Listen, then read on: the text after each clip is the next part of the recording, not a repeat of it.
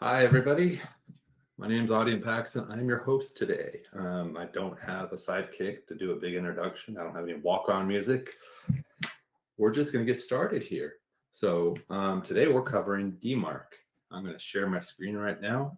And before I do that, there's a comment box, comment and question box over here on the left-hand side. You can submit your questions there.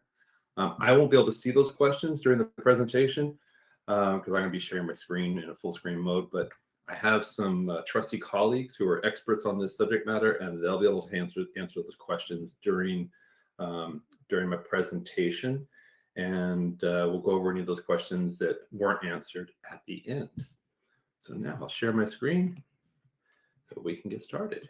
All right, so the title of this inbox spam trash is about Microsoft's DMARC rules, but it's actually bigger than that. This is really about email authentication as a whole, including SPF, DKIM, and DMARC.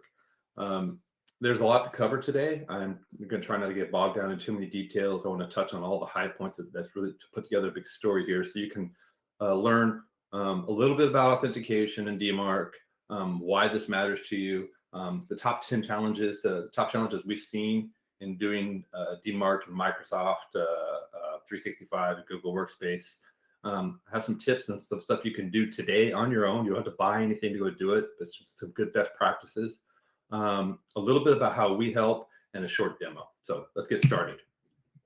So big picture, what started this, why we're here, and a lot of people have reached out to us, is because of some announcements that Microsoft made earlier this year. It was way back in May, but about April is whenever Microsoft made an announcement that kind of caught some people off guard in terms of timing, that they were going to lock down their DMARC enforcement. So what that meant was they had one set of rules, and people thought that they could, if they were being compliant and using SPF and DKIM and DMARC in a certain way, that their email messages were still getting delivered, and they'd get reports on that. And the change they accelerated in terms of timeline basically moved that to where a lot of these emails are now being outright rejected. They're being just dropped. So why they're doing this is they're really trying to clean up the inbox for all the recipients. And I'll point this out. I'll probably point this out again a couple times here during the presentation. When we hear that they're doing this for Outlook or Live or Hotmail, a lot of us think, well, those are just free email services for consumers. As a business, why do I care about that? I'll go into some details on why you should care about that, but don't assume that it's only consumers that are using these and only using this for personal reasons. This has a big impact for a lot of businesses, but also there are a lot of businesses who, of course, are in a B2C business. So in that case, obviously, it's really important. So, but before we do go into the details on Microsoft, I want to cover just some of the basics of DMARC and authentication. So this is a speed run. I could do a whole session, talk for about an hour or two on email authentication because it's something that I'm pretty passionate about, been working on a long time. Let's cover the basics, right? So I'm not going to, there's lots of YouTube videos that you can watch also on this to go in a lot of detail on every one of these. I'm going to cover just a high level so we understand the main pieces at play and how they relate to each other. So the first one is SPF. SPF is the original authentication standard that was rolled out, I don't know, 20, 25 years ago. And it's pretty simple. What it is, you're putting information on a DNS record, and it just says, these are the domains that we send email from, right?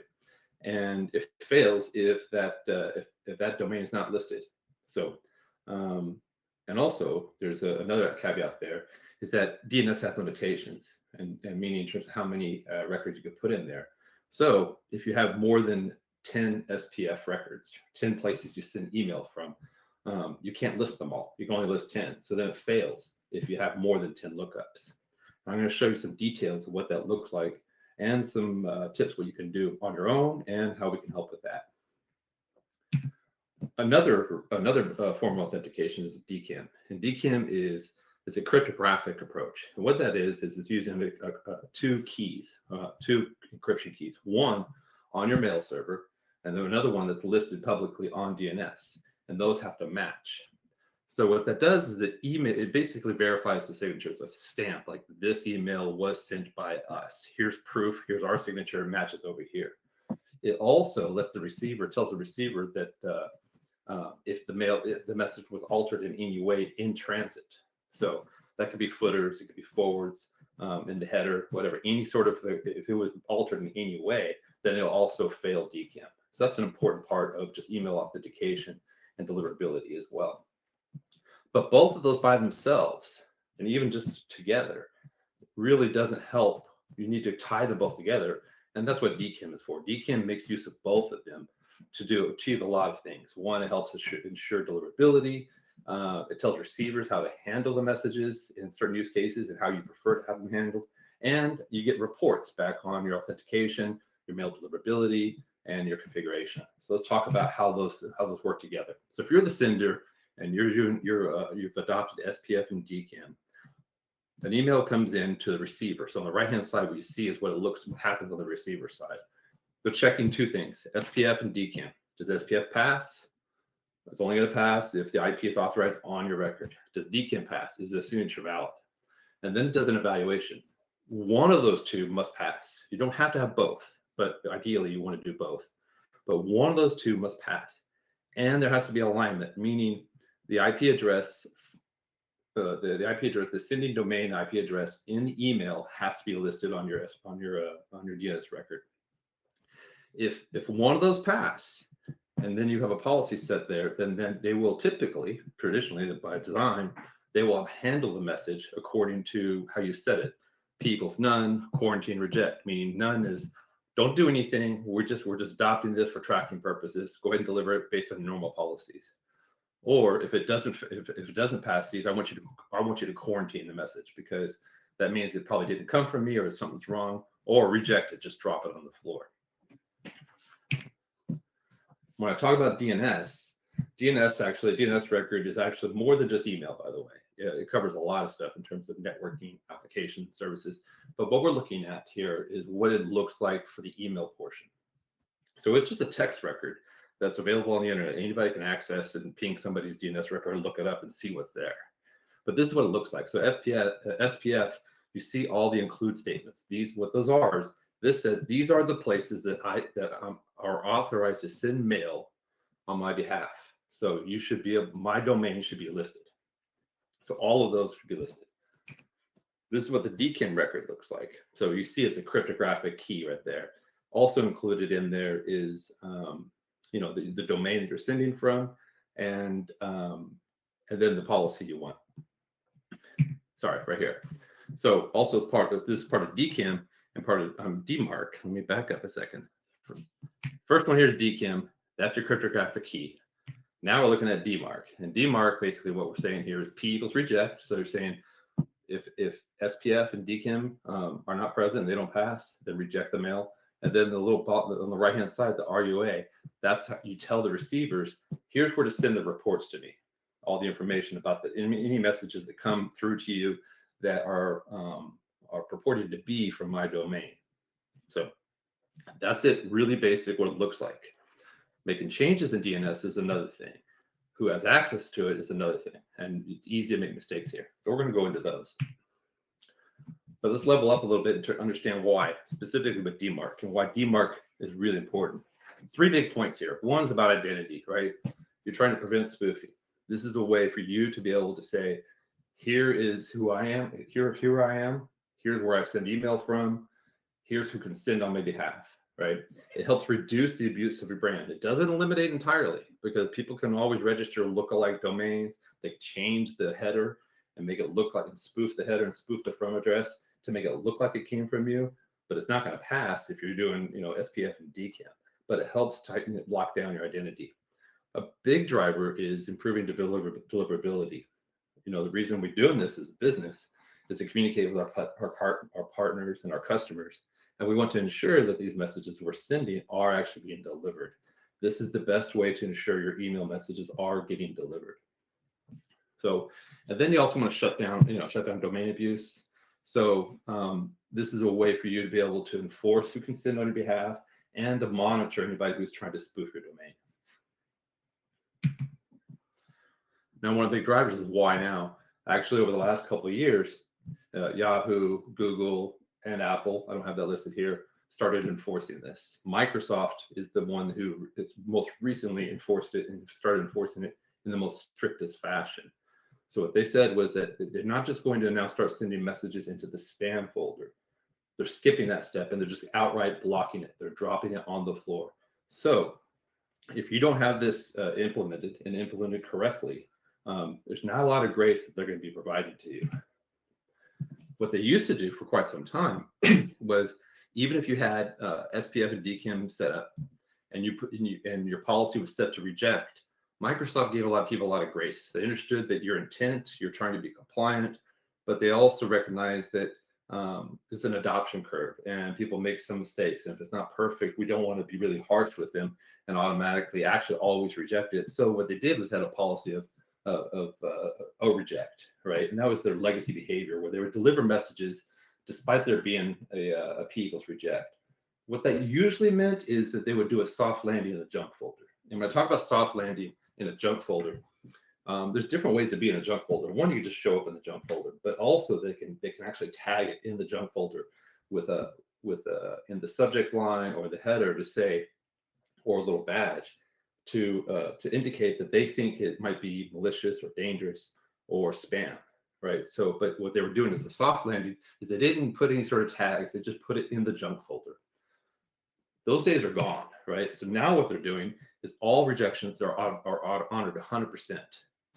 And then anything that goes straight, anything that doesn't meet SPF and DKIM and DMARC are outright rejected. So they're now doing a hard enforcement of P equals none as being non-compliant. So even if you're doing SPF, DKIM, and DMARC, and you have P equals none, they look at that as non-compliant, they're going to drop your email on the floor. Now, I'm going to explain to you why you still want to maybe use P equals none just for a little bit. Important part here, they say in the press in their blog post back in May, this only applies to if you're sending more than 5,000 messages a day to Microsoft domains. Now, that doesn't mean that you actually have to send from one of your domains 5,000. It could be total aggregate of messages from multiple addresses or multiple domains or multiple services that you might be using. A lot of times, you might be part of as an aggregate, be part of another a service who's sending messages, and their domain might might exceed that number. So you might get pulled into that threshold, even if you're not actually sending 5,000 messages in a day. So my interpretation, what I'm trying to say there is, don't assume that just because you only send a few hundred a day, that you don't need to worry about that. It's possible that this could start to impact you today, even though you're well below that limit. So basically, the timeline and the way all this happened was back 2003 is whenever they were honoring P equals reject, right? It was still being delivered. They announced, they kind of forecast the new policy in November of 2024, and then they accelerated the timeline to May 5th. So later this year, this is my interpretation. If I had to guess, later this year or next year, I think they're going to start lowering that threshold down. It could be down to 2,500, could be down to 1,000. Point here is start adopting this and doing it now, just to make sure that you don't get blindsided by a change in the policy. So here's the stuff that breaks, right? So it's not just about using DKIM, but all three of the standards. With SPF, for instance, if you have a lookup limit, and I'm going to show you an example when we do a demo how easy it is to hit that limit. But if you have more than 10, then your SPF will fail, which means it fails DMARC, which means your email messages will not be delivered. There's also misaligned DKIM. So if you're using third parties, a lot of times you might be using, let's say you're sending email from MailChimp or Salesforce, and in there they have a DKIM record, but it doesn't match your from domain. So they may have a DKIM record on file, but when they're sending the email, the from domain doesn't align. And that also is going to break DKIM. Messages forward, that happens a lot. For instance, with Google Workspace and anybody who's using a SEG, for instance, something that's in the path of delivery that might intercept it and then forward it. A lot of times what they will do is they will add a little something to the footer or the header, like this email was inspected by insert name of the service. That right there is altering the message in delivery. That can be done, and there's a way to do that, and it's called ARC. And with ARC, what they do is they also forward the original full header. So they can say, hey, I'm an intermediary. I am, this is the service I provide. Here's the full original message for you to inspect as well. But a lot of messages forwarded don't include ARC, and that's going to break the authentication as well. And we already covered P equals none. That's gone. So you still get, some reports, but you're not going to get deliverability, and it's going to be viewed as being non-compliant. Another thing that's really important that breaks is monitoring. If you don't have SPF and DKIM set up to do DMARC, then you can't get reports. And if you don't have reports, you don't know what's broken. So it's a blind spot. I don't know why our email is not getting delivered. I'm not sure we're not getting engagement or opens. That's because you're not able to get the reports back from all the receivers. So we talked a little bit about the high volume senders, and I think that the high volume senders, that's something don't take for granted if you think you're below that.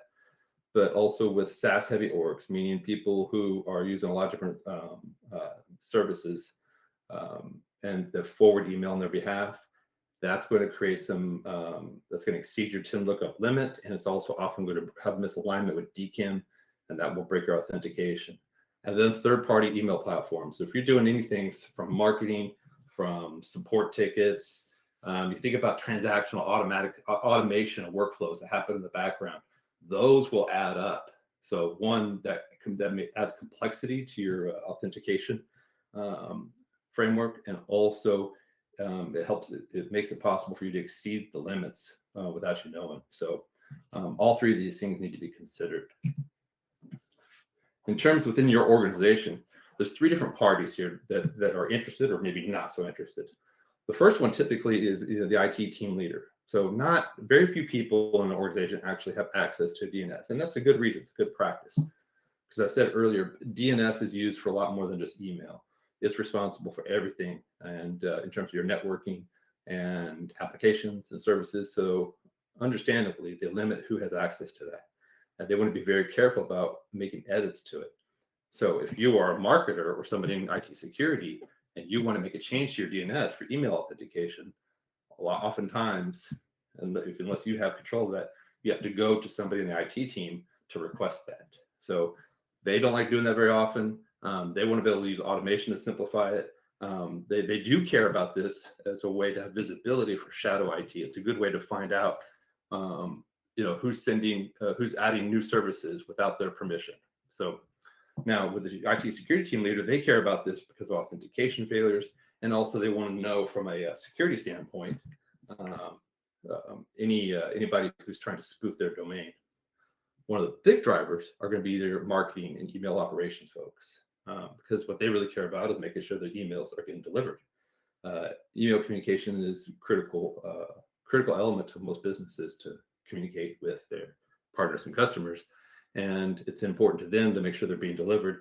And now more than ever, authentication, and DKIM specifically, plays a critical role in making sure that deliverability happens. And if you care about compliance, then this matters, right? So especially with PCI and HIPAA and SOC 2 to a certain degree, but all of these touch on authentication to some degree or another. Some of them are just a checkbox. Some of them are going to want more verbose proof that you're actually using email authentication. So if you have some compliance mandates that are important in your organization, then DMARC is going to be important to you. Let's talk about some of the big challenges. First, with Microsoft. Here are the 5 top ones that I have. There's actually a full list on a blog I wrote, and I go into a lot of the details of the challenges for each one of them. But with Microsoft, DKIM isn't automatic. So if you have a custom domain but you're using Microsoft to host your email, you need to go manually configure DKIM. They're not going to do that for you. Also, they don't provide any server reporting, so you're going to be stuck with this, cryptic XML report that you have to parse through. And really, if you want to make use of it, you have to combine multiple reports together if you want to look at the deliverability for a particular email campaign. Microsoft doesn't give you any help there. Also, I talked about the 10 lookup limit. Microsoft, it's pretty easy to hit the limit, to hit the limit even faster if you're on Microsoft, because oftentimes if you have a custom domain and you use a Microsoft, that's at minimum going to turn into 2 SPF lookups, sometimes 3.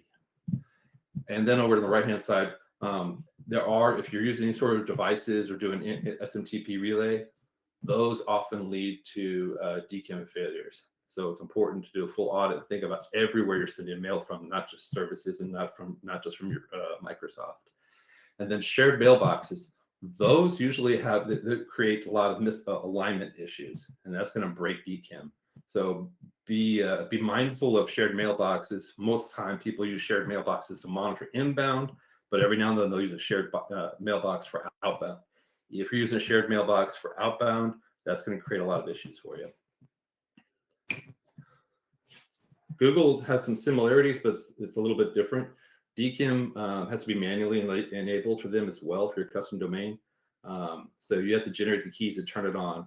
It's easy to do, but it's also really easy to overlook. Another unique thing is Google Tools, meaning we're talking about calendar, forms, and docs. So if you're, for instance, if you're in a doc and you use the @ when you want to add a comment and put somebody's email address in there specifically, that's an email that's being sent on your behalf from your domain, but that will break DMARC. So you want to monitor those as well. And then forwarding breaks. A lot of people use Google to forward messages, and that will they use ARC, but you can't see it. So if it breaks SPF, you don't know why, and you don't have any visibility to them implementing ARC for those type of forwarded messages. So you can't tell exactly what's breaking or why. You need special tools to do that, which we have, by the way. And just like Microsoft, there's no native reporting. So, and then with Google, Workspace makes it really easy for anybody on your team to sign up for third-party services that can send email on their behalf, and just like in 2 or 3 clicks, add that as a sending domain. But if it hasn't been added to your SPF record, it's not authorized. It's going to fail every time. Now, Microsoft on their articles, they actually have a really long article that talk to you to show you how to troubleshoot this, and this is one of the images there. So I guess if you've drank a bunch of coffee and you don't have anything else to do, you can work through this. But imagine doing this every time there's an issue, because it may or may not be related to DMARC if you're having email deliverability issues, for instance. But you don't know until you go through something like this. It's there's the details, but it's not super hard if you have the time, but most people don't, and this can get really frustrating. So what we recommend here is kind of a crawl, walk, run approach. Even though I've already said that, like with Microsoft specifically, if you have everything in place and you're doing P = none, they're going to reject those messages. If you're just getting started, it's still a best practice to start with that. Meaning, once you have your SPF set up and you've done DKIM and you publish a DMARC record, start with P = none. Even though you know if you're sending to any Microsoft receiving domains, it'll be dropped. You want to do that just for a day or two at least, so you can be able to look at the reports and say, okay, I see the reports, they're receiving them, they're dropping them like I expected them to, because the audience told me so. But it's a good way for you to be able to make sure, confirm, or validate that all of your email authentication is configured properly. As soon as you see that, then you can quickly move from P = none to P = quarantine, and then P = reject. So that's the goal, and that's the on-ramp. And I'll show you, and I'll do a quick demo at the end here, how we make it really easy, just with one click, to go from one stage to the next. But part of this process, and it's really critical, is that you do have an email address set up for your reports. So, and that way you can be able to look at that data to confirm everything is configured properly. So today, what you can check on your own right now, you don't have to buy anything to start getting up to speed here, is, here's a checklist of things you want to do. So fundamentally, what you want to do is just make sure you do a full audit and think of anywhere that you might be sending email, and make sure those are listed in your SPF record. Ensure that you don't exceed the 10 lookup limit. Turn on DKIM, and and then make sure your domain is publishing a DMARC record. And that could start with a p=none and an RUA address. And then you want to start monitoring that.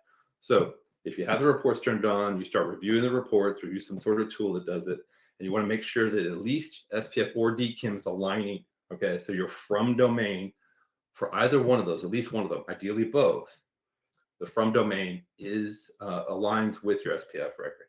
And you can start with p=none. So how do we help? Simply what we have is that we have a hosted service, and we automate much of this. When I say hosted, it means everything you need is in the single platform. So we're going to host your SPF record, we're going to host your DKIM record, we're going to host your DMARC policy. Also, we're going to be able to provide all the visibility and reporting in an easy to read format. So we'll receive all those XML reports on a continuous basis, and we'll parse them. We'll make sure all the time and dates are aligned. So it makes it really easy for you to manage all of your authentication and be able to monitor and view the deliverability reports and identify anything that needs tweaking. Some of the key things where we're making this easier. One, instead of having to manually go make changes to your DNS record, or ask somebody else to do it, or file a ticket to ask somebody else to do it, and make sure you give them all the information, make sure all the information you need to give to them correct, because going back to them the second time, oh, I forgot something, that adds friction internally, right? Also, it's easy to make a small little mistake, right? To fat finger one thing, and you don't realize it, or the person you had to do it for you didn't realize it. So it's not just a one-time thing, by the way. Every now and then you have to go and update. You're going to add another SPF record, or you're going to rotate one of your DKIM keys. So anytime you touch that record, there's a chance for you to break something or put something in incorrectly. With us, it's a one-click setup, and everything is done automatically. There's a wizard to get you set up and going. And then even something like DKIM keys, you just rotate that easily through our platform. So also with your SPF and DKIM misconfigurations and the alignment, without SPF flattening and DKIM alignment, you're going to have a big problem with deliverability and authentication. So we're going to automatically build in the SPF flattening. So you could have 20, 30, hundreds of records. We can handle that easily. And then the monitoring is a big value of our service. And that's something our customers really like, is the detailed reporting and visibility in terms of their deliverability, authentication failures, and anybody who's trying to spoof their domain. And any MSPs, it's the same. We're going to make it a lot easier for you, because a lot of our managed service providers are managing authentication for hundreds of clients. So we're going to make it easy for them in a single window to monitor and configure the SPF, DKIM, and DMARC for all those customers from one single dashboard. So MSPs really like this service, and we make it easier for them to help all their customers with this. To get started,